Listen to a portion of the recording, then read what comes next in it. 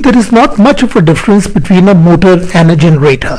You can make a generator using a 12-volt toy motor, a LED and a pulley.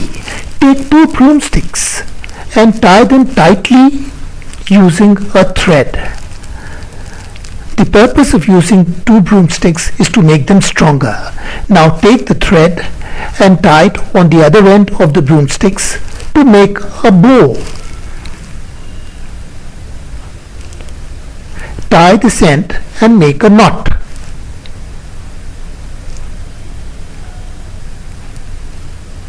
And then trim the knot. The bow is ready now.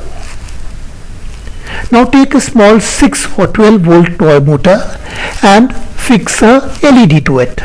Take a small plastic pulley and fix it tightly on the axle of the motor. Now if you turn the pulley, you can see that the LED would glow.